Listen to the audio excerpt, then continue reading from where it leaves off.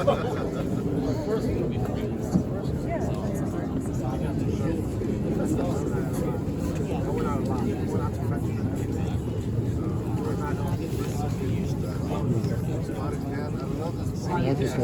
right, so Chris Johnson here, 100 St West End Avenue. Okay. Thank you all for coming.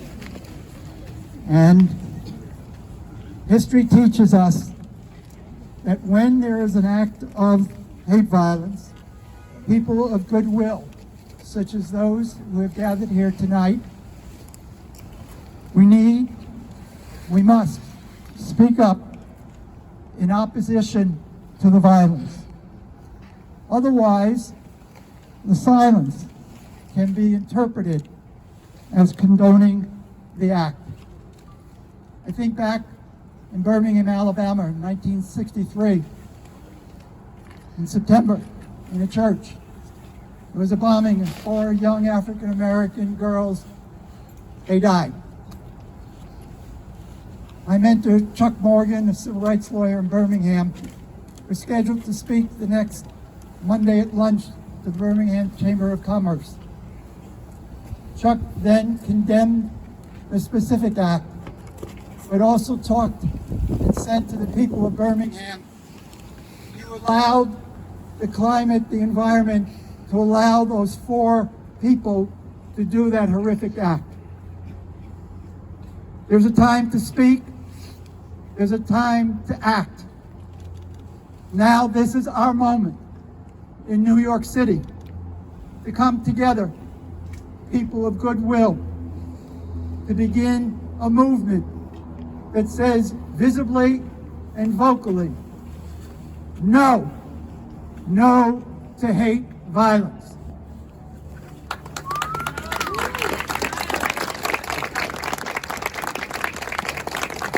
Hopefully tonight, this is a first step, and others have tried to do what we're going to try to do.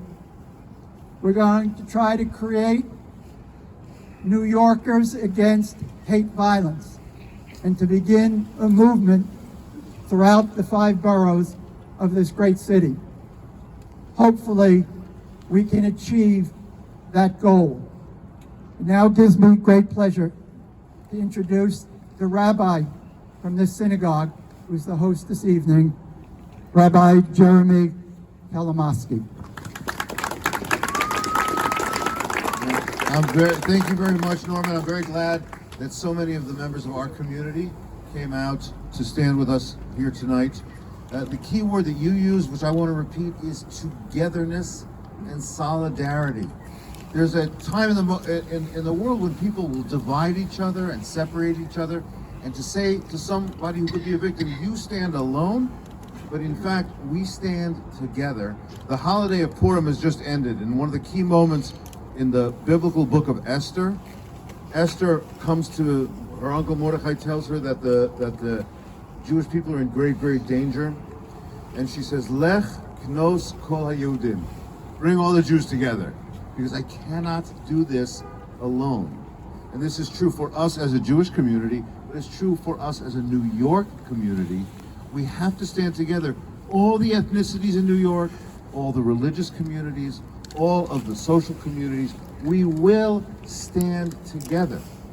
There are people in the world who are just filled with animosity, with hate, with fear. We will not be among them. We will be the people who stand together in love and care and support, and we will be proud to be fellow New Yorkers. And this city, which has been the home to so many communities, so many ethnicities, so many religious groups, we will continue to be a beacon for all the world of people living together in peace and pride together. I'm so proud to be a New Yorker. I'm proud to be a Jew. I'm proud to stand here beside our city council people, Sean Abreu and Gail Brewer.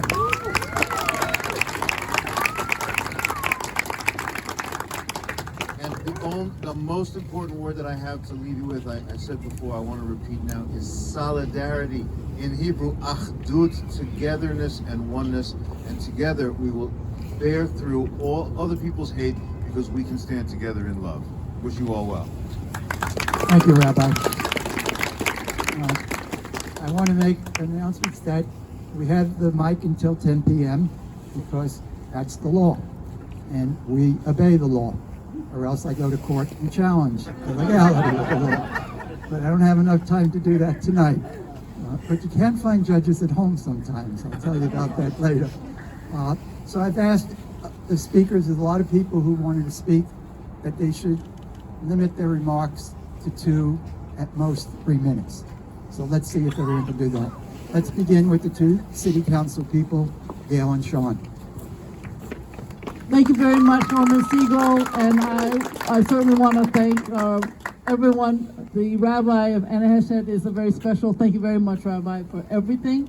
And I also want to thank Mark Triggers here from JCRC. And then we have wonderful, maybe you'll hear from both the General Counsel to the Mayor, Lisa Thornburg, and Annabelle Palmer, who's head of the Commission on Human Rights. Thank you very much for all that you do. I think what I want to say is in the last year or so, since October 7th, but even previously, I'd go back to right before there was the pandemic and the Asian community feeling unbelievable hate.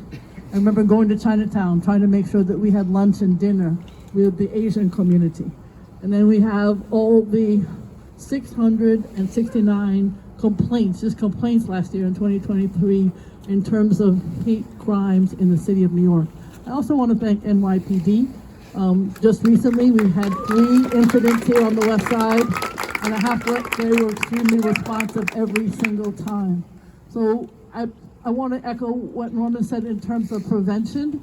The only way we're going to prevent is if we work together, as a rabbi suggested. Certainly there are city agencies, the district attorney helps, the mayor's office of criminal justice, all the amazing community-based organizations like JCRC, interagency work, Breaking Bread, and thank you, clergy. Clergy is always a go-to place for all of us in terms of stopping hate crimes. So I'm here to say thank you for turning out tonight. We just have an awful lot of work ahead of us. Thank you very much. Sean? Good evening, everyone. I want to thank Norman and Rabbi Kalinowski for hosting this evening tonight. The lessons of Purim have taught us that we will never cower to anti-Semitism, and that we will always, in community, defeat anti-Semitism. Moments like this brings me a lot of joy and brings me a lot of positivity that light can put out the darkness. I was in Israel for my first time a month ago, and I tell you, I visited the kibbutz in Faraza and in other places along the border, and I can tell you, I've seen hate. I know that there's a world out there that don't want to see Jews exist. But there's another world out there, that's all of us, where we're going to stand side by side and know that this is a very strong Jewish community, and we're going to do everything that we can to protect it. Thank you so much. Thank you. Thank you, Sean. Our next speaker is Michael Myers from the New York Civil Rights Coalition.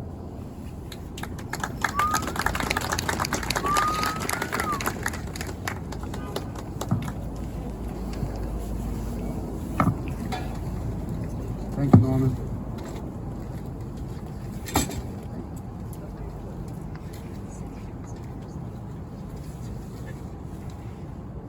Sundays are supposed to be Sundays are supposed to offer us time for reflection, for harmony, and frank discussion of our humanity. However, in New York City, Sundays have not been immune to coarse and ugly incidents of racial, ethnic, and other forms of group hatreds and poisonous diatribes between rivals for the camera and for the attention of the press, or for calls to sections of our community to stir up interracial and intra-racial conflicts. We who gather here tonight want nothing to do with racial demagoguery, nothing to do with ethnic strife, and nothing to do with anti-Semitism, and nothing to do with anti-Muslim hatreds. We stand together today, tonight, in solidarity and with common purpose to raise our voices on behalf of racial harmony and in opposition to racial diatribes and ethnic madness. We stand tonight in opposition to homophobia and to sexism and to the causes and conditions that divide us in silos of paranoia. Tonight, we stand against violence. Tonight, we choose to speak up in favor of a just and open society where people are safe and free to voice their opinions, whatever they are, and their causes without being battered and beaten up. We are Americans, and more to the point, we are more alike than we are different. We are alike in our other horror that persons of our city have been pilloried, beaten, threatened, pounced upon, shot, and stabbed with hatred in the hearts of their assailants. This is madness that we must end. This madness has got to stop. And so we have gathered here tonight to say, stop the madness, stop the hatred. People of goodwill must stand together against the specter of ugly race mongers and petty race hustlers. We stand against and speak up against racial and ethnic demagoguery, against racial and intergroup rivalries and conflicts. The principal reason we gather here tonight together is to speak to break the silence, to speak up and to speak out for Jews, for Muslims, for Catholics, for Protestants, and for the non-believers too. For blacks, for whites, for Asians, for Native Americans, for women, for gays, and for the downtrodden and the homeless. Because silence is the enemy of freedom. Because silence is the foe of decency and the alibi of complacency. So all of our citizens and non-citizens must come together and be on alert and vocal and to freely speak and be able to protect the right to walk the streets and to travel on our subways without being pummeled, without being attacked, without being shot. So finally, not everyone can agree on everything. That's the meaning of difference. That's the glue of our community and commonality as a free people, as a society where people can walk and disagree with each other and agree with each other along the lines of open dialogue and civil discourse. I urge you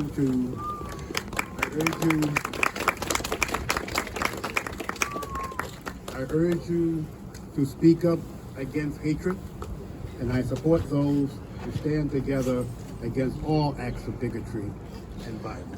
Thank you.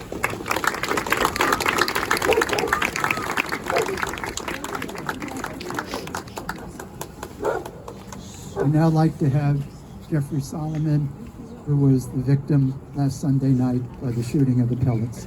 Jeffrey. Thank you, Norman. First, I would like to first and foremost thank the NYPD for the wonderful job they do every day, putting their life on the line for us. Second, I'm not a victim, I'm not a hero. Third, wow. So I'm gonna channel Tevye from Fiddler on the Roof. God, HaKadosh Baruch Hu, if you wanted us all together, why did you have to get me shot? my Satmar friend said to thank God the decree wasn't worse. And I'm glad it was me and not a child, because this is about children, this is about children on the Upper West Side, children in Israel, children in Gaza, children in Central America. On just such a night in 1968, in June, I believe it was, when Martin Luther King was gunned down in Memphis. April. It was a spring night, and we took what is called direct action. My mother, my brothers, and every mother on the Upper West Side went to Amsterdam Avenue, and we sat down in the street, and we stopped traffic, and we took the streets back, and we took the darkness, we sent the darkness away. So, in that vein, this is the Upper West Side. Commissioner, this is my daughter. This is my student. I taught at Monroe High School in the Bronx, where you were a student. And I got old, and you stayed young. But in those years, the crack came in glass vials, and kids were beating each other up with pipes. And for you to be where you are, I am so proud of you. And you, I'm so old, you're my son. Your mother works at Zabar's, and you are a council member. We are a nation and a city of immigrants. And as the rabbi will tell you, we were strangers in a strange land. We were slaves unto Pharaoh. So in that vein, I would like to extend an invitation to the governor of Texas.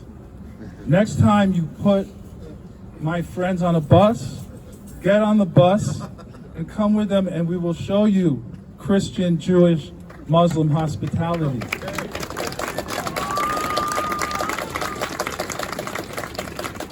Second of all, I would like to invite the International Red Cross to take custody of all hostages everywhere. I would like to invite the world to take not a one-state or a two-state solution, but a one-world solution, and put down arms everywhere. Because one of our last great Democratic presidents, Dwight D. Eisenhower, warned us of the military-industrial complex. And we want, it all has to stop. There were two Jewish boys, and Norman will tell you about that, who went south,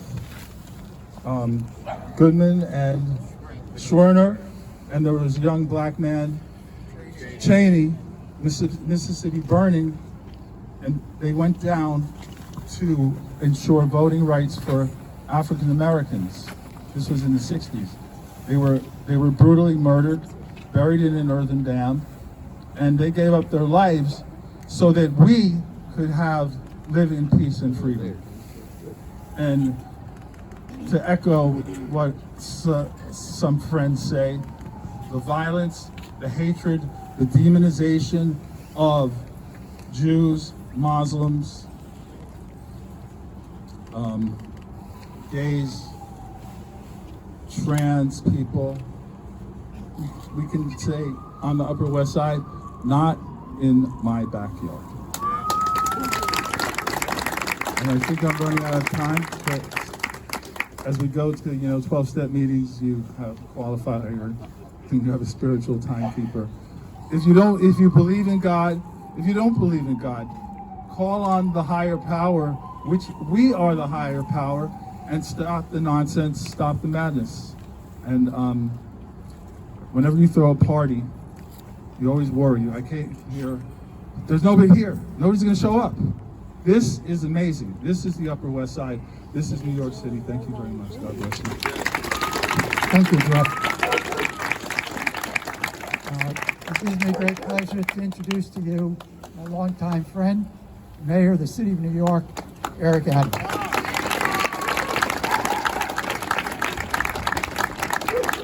Thanks so much, and to all my colleagues who are here. Thank you. This is a significant synagogue because I say over and over again, it's one thing to be a good worshiper, but we must be good practitioners, and that is what our worship calls us to be. And I was stating that it must have been around October 9th or 10th, I don't know the exact date, and I was in a restaurant after one of the protests, and a young lady came inside wearing a Howard University shirt on, and she looked down and she saw me, and she stated that, you believe in genocide and you believe in hatred, and you only supporting those who are the Jewish faith, and your portrayal, basically her terminology was. And as she was talking, I Googled a person named Julius Rosenwald, and I handed her my phone, and I had her read who he was. He was a philanthropist who opened 3,000 to 4,000 schools in the Deep South. At one time, almost 40% of black students were educated through the schools that he opened. And the irony of it is that the school that we hold so dear as one of our HBCUs, Howard University, he was one of the founders of it. He was one of the founders of the NAACP, Dillard College. And I then showed her to look up the number of people, the young people who went from the north to the south during the struggle for African Americans' freedom in the South. 51% of the students who went there were Jewish students. All through history, our relationships have been so sincere and so real. And if you were to do an analysis of the struggles of people, you would see the ever-presence of the Jewish community. If it was marching with Dr. King, if it was dealing with the reform movements of all different magnitudes. And so the reason this synagogue means so much to me is because we're not going to create an environment where there's no place for hate if we stay in the sterilized environments of our own homes. We have to come out. They held several breaking bread, building bonds initiatives. It was our goal to have 1,000 dinners across the city with 10 people at minimum at each dinner, all coming from a different walk of life, different ethnicity, and different breakdown. And so we could do something revolutionary, talk to each other. Before I have the right to interview my good friend, can everybody, while he's speaking, take out your cell phone and turn the cell phone on so the visual of turning the light on and he's speaking could be seen all across this city and state and country. Thank you. Thank you so much. Remember the days we had candles? But it is the lack of history. And so where I believe we went wrong is that we didn't continue. We knew what happened and who marched with Dr. King. We knew the teenagers who were part of the civil rights movement. I know Michael Miller, Gail Brewer, Norman Siegel, a relationship of almost over 35 years. We thought that this was going to continue automatically.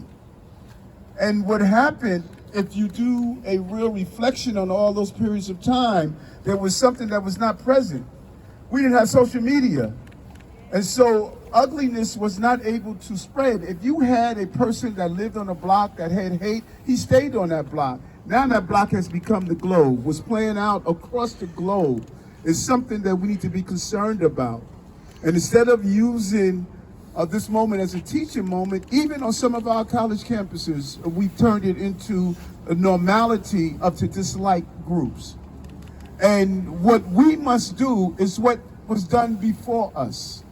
We must now reintroduce our young people to each other and let them know our common ground. And when we say no place for hate, we're talking about Islamophobia, anti-LGBTQ+, anti-Semitism, what's happening with African Americans and other people who are in this city. That's what no place for hate means. I am not going to be the mayor of a city where you have to take off your yarmulke to get on the subway station. That's not going to happen. I'm not going to be the mayor where a woman who wears a hijab has to be afraid and only could take an Uber to get to and from work, or a person who's part of the Sikh community must take off their turban. We must send a clear and loud message that there's more of us than of those who hate.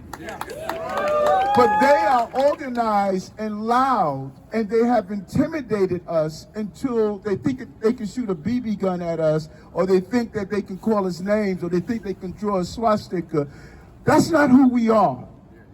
This is the city that we open our hearts, and we show the entire country, if not the globe, what it's like to live in a diverse environment. And this is what we have been doing for so long. And so all we have to do is step back up to what we do. And I want to thank you, Norman. You know, when you reached out, no, I know you don't like to be thanked, but you got to be thanked. Norman has been doing this for so long, and he's true to it and committed to it. And I am just so happy to have him as a friend, as a person who has become almost a moral and social consciousness of this entire city about these issues that are important. Let's be Norman-like, and let's spread this throughout our city. Thank you so much for allowing me to be here.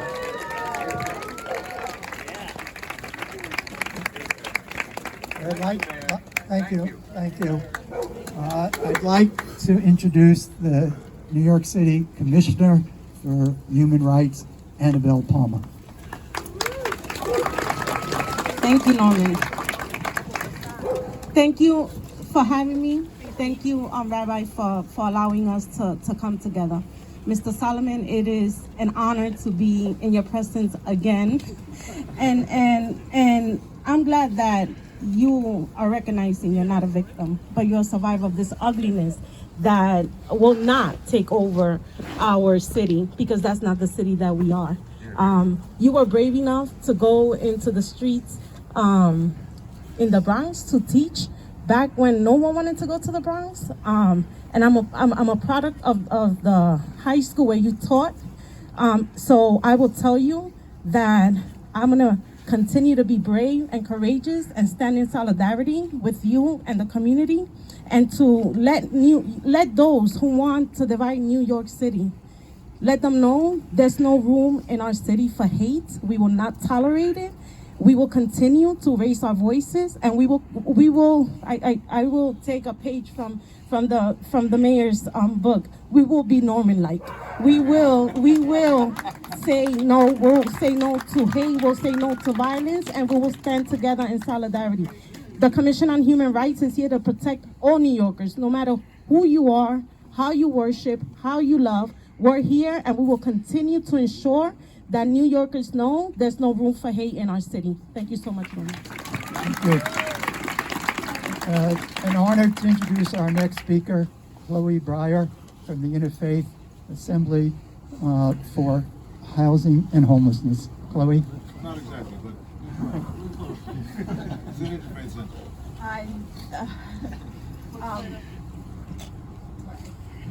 Chloe Breyer, Interfaith Center of New York, and I'm honored to be here on behalf of an organization that, when it was founded, was created in order to make New York and the world safe for religious diversity. And that is what we have been trying to do. This week is Holy Week also. And as an Episcopal priest, I'm very conscious of the role that Christianity has played for millennium in anti-Semitism and in growing it. So I want to conclude with a piece of really good news, actually, which is that this Holy Week, for the first time anywhere in the United States, if you walk into an Episcopal church on Good Friday, you will hear alternatives to the John's Gospel, which has been for so many years the source of a lot of anti-Semitism that permeates much of our society. So I want to encourage us all to take ownership in our own faith traditions for the way that they sometimes contribute to atmospheres of hate in which people do, unreasonable and really awful things. So thank you so much. Being consistent with community leadership, our next speaker is Layla Law Gisio, used to be on Community Board 5, community activist. Thank you so much. It's really an honor to be here. My name is Layla Law Gisio, and first and foremost, I really want to extend my heartfelt gratitude to you, Norman. Thank you for, making us come together. This is just so important. Thank you, Rabbi. It's really great to be here on the Upper West Side. I'm from Midtown, and it is great to come here because in the end, this is the Unity March. We are united, and this is really what is so important. We are confronted with the harsh reality of recent acts of anti-Semitic violence that have shaken this community, and in the face of such hatred and intolerance, we must rise with courage and with conviction to actually condemn these despicable acts. Let it be known that hate has no sanctuary within our hearts, and violence shall find no refuge within our communities. And we stand together, Midtown, Uptown, the Bronx. We are one. We are New Yorkers, we are Americans, and we must show unity. We must defy the division and the discord, and the power of unity can shine as a beacon of hope. Let us remember that our common humanity binds us together and transcends the barriers of race, religion, and creed.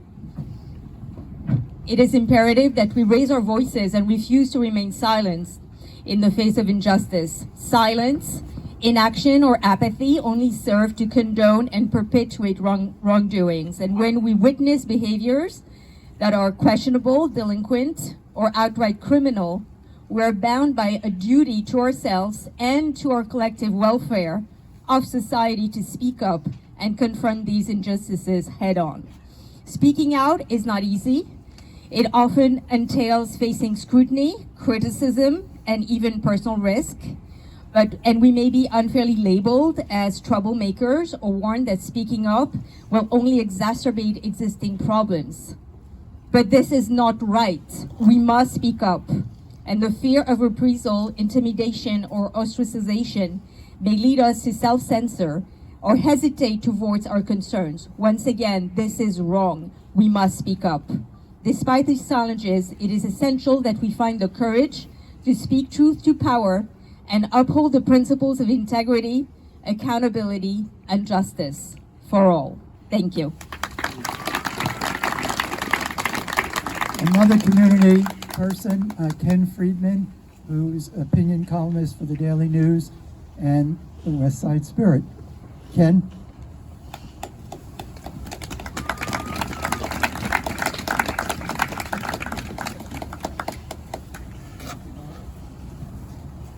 As Norman said, I'm an opinion columnist, so I'd like to read my opinion. Hold the mic closer. Closer? Yes. Or I can yell. Right. There are more Jews in New York City than anywhere outside of Israel. As long as we've all lived on the Upper West Side, it has been a safe haven for Jews. Not anymore. Hating Israel is no excuse for acting on hate. Hate is hate. Whether hate violence targets blacks, Jews, Asians, Hispanics, or any other oppressed race, religion, ethnicity, or gender. We can no longer excuse racism and anti-Semitism as ignorance passed on from one unenlightened generation to the next. We cannot allow hate crimes to become normalized. It's high time for action, not words. Thank you.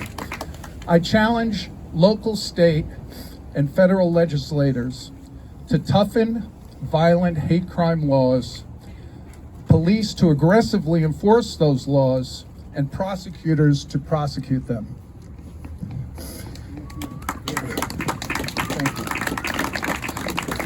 The esteemed black intellectual Thomas Sowell once said that anti-Semitism won't end until Jews fail. He was right then, and unfortunately he's still right. We didn't lose 6 million Jews in the Holocaust, including 3 of my 4 grandparents, to fail 2 generations later. We won't give Jew haters the satisfaction. Succeeding is the best revenge. But we can't fight and succeed alone. Unity requires closing ranks against hate and bigotry, like blacks and Jews did during the civil rights marches in the 1960s. Norman Siegel was there, as he mentioned, shoulder to shoulder with black civil rights leaders. Blacks and Jewish leaders must reform that alliance and close ranks with Asians and Hispanics. Here's what we can all do. If you see something, scream something. Forget about saying something, scream it. Form neighborhood watch committees. Encourage your police precincts to be vigilant about investigating and solving hate crimes. Thank you. Our next speaker is from the American Jewish Committee, Regional Director, New York City, Josh Kleeman. Thank you so much, Norman. I think I'm easy to hear. I'm very loud. I want to reiterate the gratitude that's been expressed. Thank you, Mr. Mayor. Thank you.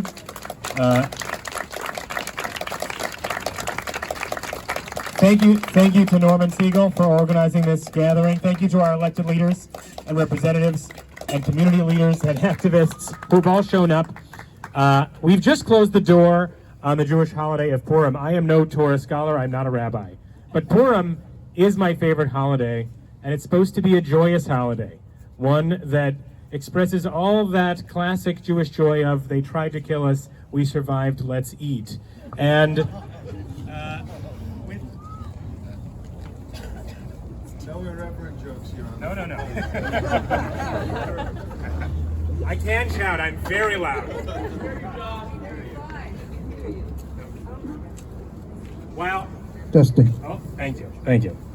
While the holiday is ended, the holiday, the story of Purim gives us, I think, the first instance of modern day political anti-Semitism. Haman, the villain of the story of Purim, thank you, is consumed with hatred for one particular Jew, Mordecai, the hero of the story, or a hero of the story. And he is advisor to the king, turns to the king, and turns that hatred of one Jewish person into a hatred for all Jewish people. There is a certain people whose laws are different from us, whose customs are different from us, who deserve the king's retribution to die. And we know the story ends joyously, and the holiday is meant to be joyous, but for so many reasons, this year, Purim was hard to celebrate. For so many reasons. For all that's going on in the world, and for what's going on right here on this corner, or the next corner.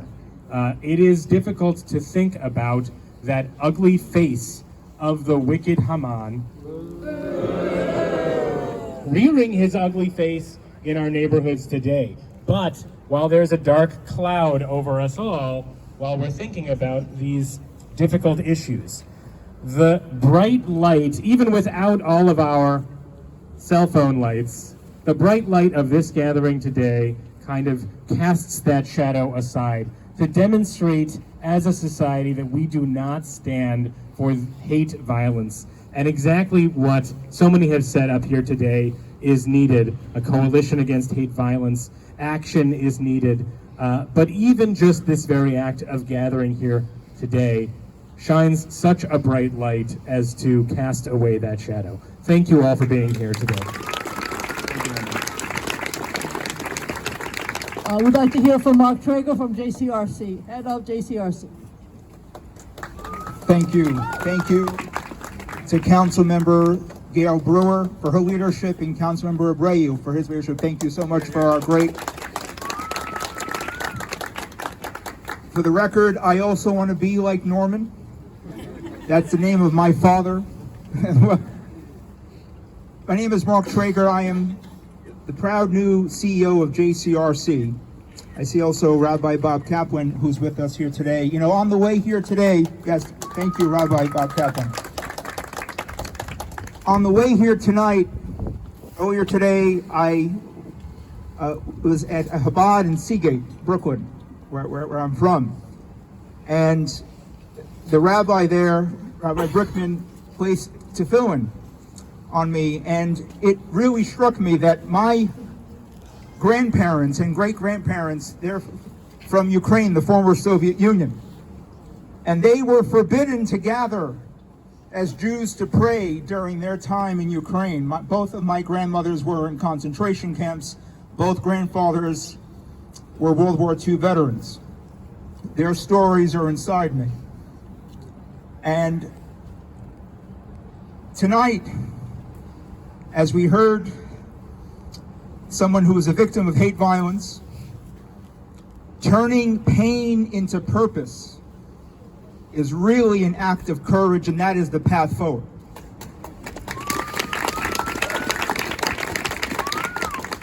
Earlier in the week, we woke up to news of vile anti-Semitic graffiti across Effie's Cafe. And that's correct. Vile anti-Semitic graffiti. But you know, in true New York fashion, we again turn pain into purpose. How? Because Upper West Side residents turned out in droves throughout the day and in the days that followed to volunteer to clean up the graffiti. And by the way, thank you to the NYPD and the Mayor's Office for swiftly responding and activating an investigation at Effie's. But Upper West Side residents turned out, cleaned up the graffiti, and you know, the soup of the day, the lentil soup, sold out after an hour. Share the lentil soup. But that's the New York spirit that we know. That's the New York that we love. And leaders came out, elected officials, community leaders, came out in droves to support this wonderful small restaurant. And yes, Rabbi, as we observed and celebrated Purim, a holiday that teaches us about the stories of resilience and perseverance and overcoming all the odds. We defeated the evil Haman back then. Will it defeat? Move forward past the evil Hamas. Bring our hostages home. Make sure that all people are safe, supported, and included. God bless you. Thank you. I promised we'd end by 10 o'clock. I keep my word. I wish other people would do so as well.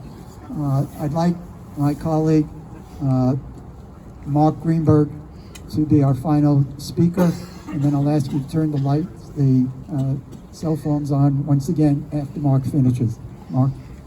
Thank you, Norman. Thank you all for coming.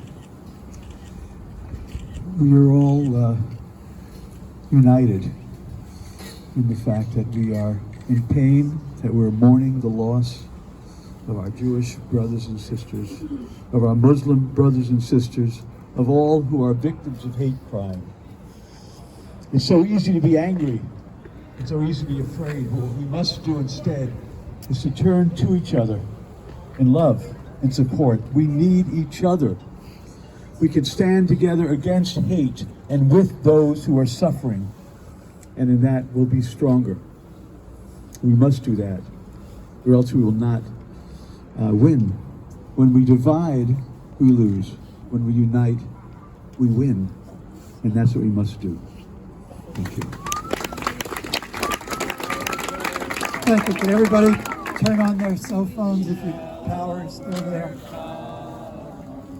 Thank you all. There comes someday.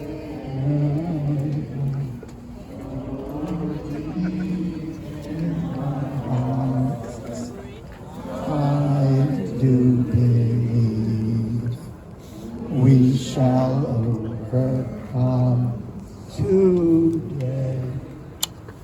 Thank you all. Thank you for coming. Take the spirit with you. We will continue to try to do similar kind of unity rallies throughout the city. If you hear about hate violence, get in touch with us. New Yorkers Against Hate Violence will continue. Thank you all. Get home safely tonight. So that's it, guys. Rally's over. 100 in West End Ave. So that's the address. So.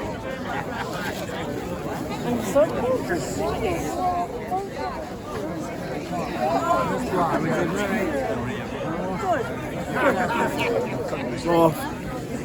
End of the rally, 100th Street and West End Avenue. Morningside Heights on West Side. 32424. Take care. Later.